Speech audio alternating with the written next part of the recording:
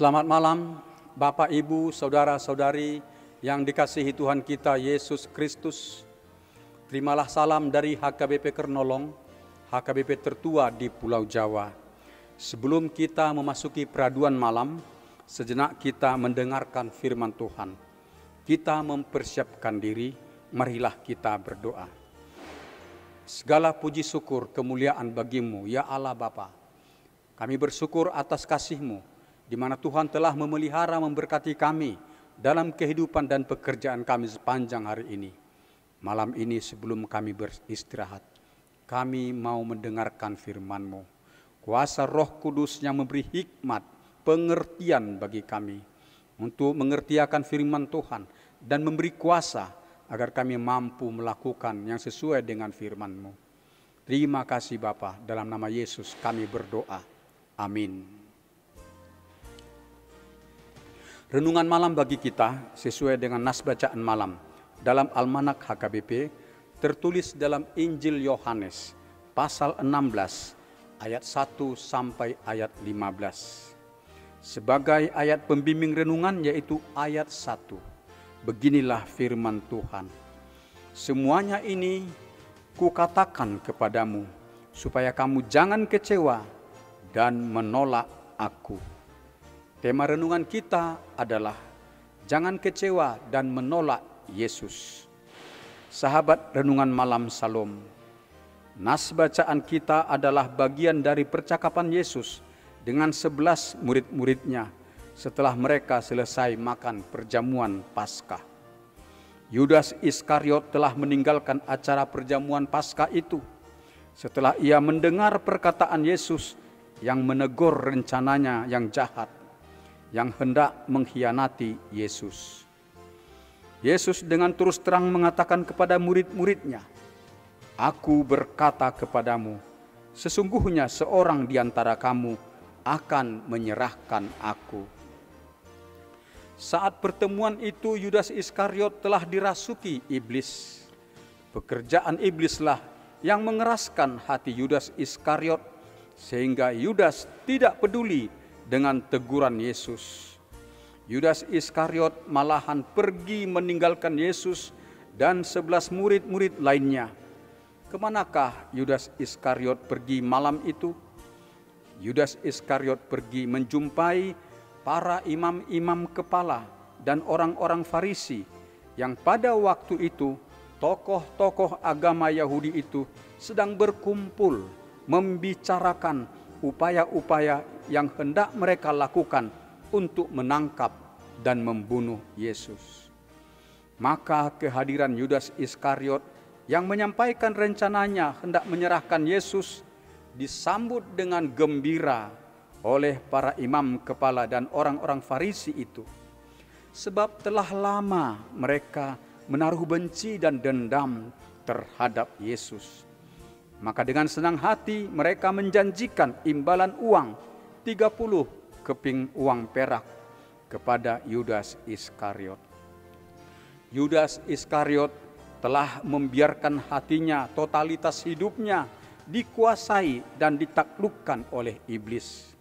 Maka iblis memakai Yudas Iskariot menjadi senjata di tangan iblis untuk melakukan kejahatan, melakukan perbuatan dosa yang keji, yaitu pengkhianatan terhadap guru yang mengasihinya, yaitu Yesus Kristus. Nilai kesetiaan iman telah tercabut sampai ke akar-akarnya dari hati Yudas Iskariot, sehingga yang terutama dipentingkan oleh Yudas Iskariot adalah ingin meraup uang, meraup kekayaan duniawi yang banyak yang dapat diberikan mereka yang membenci dan yang memusuhi Yesus Kristus. Sahabat renungan malam Salom, karena Yesus mengetahui segala yang akan terjadi, yang akan dia hadapi pada waktu itu, bahwa ia akan menggenapi tujuan kedatangannya ke dunia ini untuk menebus umat manusia dari kuasa dosa dan dari maut, dengan menyerahkan nyawanya mati di kayu salib, dianiaya dan dibunuh oleh orang-orang yang membenci dan memusuhinya. Maka Yesus memberi nasihat-nasihat yang penting untuk mempersiapkan murid-muridnya dalam menghadapi keadaan sulit dan menghadapi mara bahaya yang akan dihadapi oleh mereka. Mara bahaya yang akan dilakukan orang-orang yang membenci dan yang memusuhi nama dan pengajaran Tuhan Yesus. Pertama-tama, Yesus menasihati murid-muridnya agar mereka saling mengasihi. Yesus berkata, "Aku memberi perintah baru kepada kamu, yaitu supaya kamu saling mengasihi. Sama seperti aku telah mengasihi kamu, demikian pula kamu harus saling mengasihi. Dengan demikian semua orang akan tahu bahwa kamu adalah murid-muridku, yaitu jikalau kamu saling mengasihi." Perintah saling mengasihi ini adalah perintah penting yang harus kita lakukan di dalam kehidupan kita di masa kini. Kita dalam keluarga harus saling mengasihi. Kita dalam jemaat Tuhan, juga jemaat yang disebut sebagai anggota tubuh Yesus Kristus, haruslah saling mengasihi. Bila kita saling mengasihi, maka kita hidup rukun dan damai. Kita bisa saling menolong, saling meneguhkan, dan saling menghibur, saling menasehati. Dan kita dapat melakukan banyak perbuatan-perbuatan baik yang menumbuhkan sukacita besar. Dengan demikian kita mampu menghadapi berbagai keadaan sulit di dalam kehidupan kita. Dan kita terhadap orang-orang di sekitar kita harus melakukan kasih, sebab kita adalah garam dan terang dunia ini.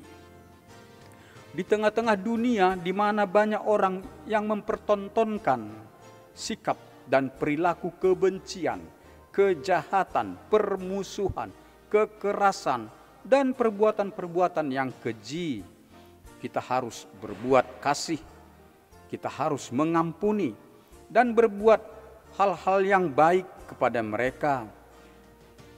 Mereka yang telah membenci dan melakukan yang jahat kepada kita. Kita harus mengalahkan kejahatan dengan melakukan kebaikan.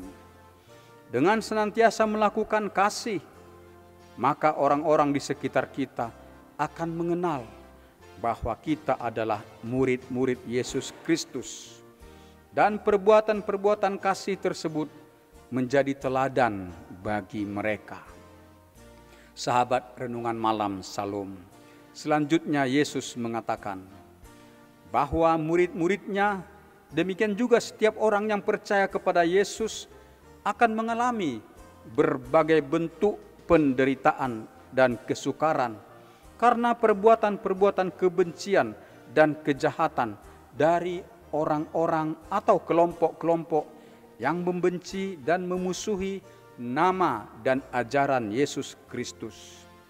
Sebagaimana Yesus sendiri telah mengalaminya.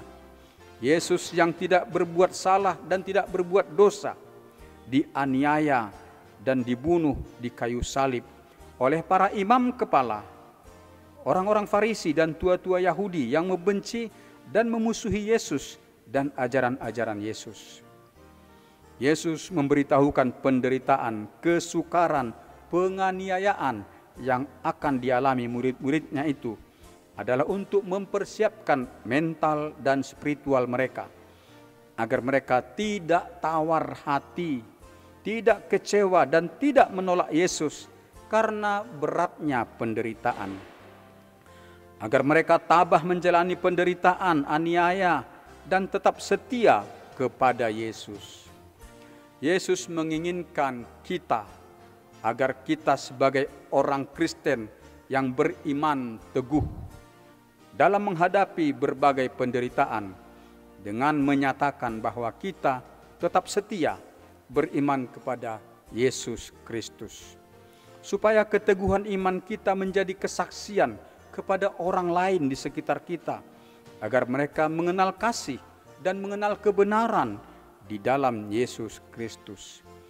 Janganlah iman kita rapuh, yang tidak mampu menghadapi penderitaan, yang segera menyangkal iman, meninggalkan Yesus karena enggan menanggung penderitaan yang muncul sebagai konsekuensi iman kita.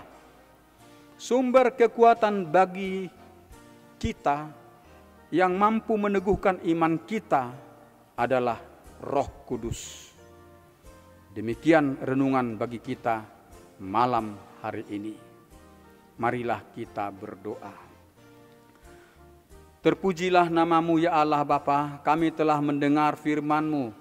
Teguhkanlah iman kami agar kami setia kepada Yesus Kristus dan bertekun mematuhi firman Tuhan di dalam kehidupan kami.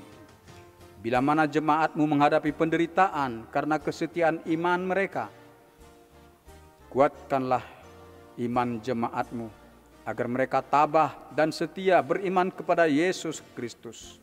Berkati jemaat-Mu agar menang. Ya Allah Bapa, berkati jemaat-Mu yang sakit, yang dirawat di rumah sakit, maupun yang dirawat di rumah, agar mereka sembuh dari sakit mereka. Berkati dan lindungi semua pelayan kesehatan di rumah sakit dan di klinik-klinik, agar mereka terhindar dari virus-virus yang berbahaya dan sehat dalam melaksanakan pelayanan kesehatan bagi para pasien. Berilah penghiburan bagi orang-orang yang berduka. Engkau melepaskan mereka dari kesesakan dan menganugerahkan sukacita bagi mereka. Peliharalah hidup kami dalam istirahat malam hari ini, dan Engkau menjauhkan mara bahaya dari kami. Bangunkan kami esok pagi, dan persiapkanlah kami untuk beribadah kepadamu ya Tuhan. Dan juga berkati anak-anak kami dalam kegiatan sekolah mereka, agar mereka tekun belajar dan berprestasi. Terpujilah nama-Mu ya Allah Bapa. Dalam nama anak-Mu Yesus Kristus kami berdoa. Amin. Anugerah Tuhan kita Yesus Kristus, kasih setia Allah Bapa, dan persekutuan dengan Roh Kudus yang memelihara hidup kita selama-lamanya. Amin.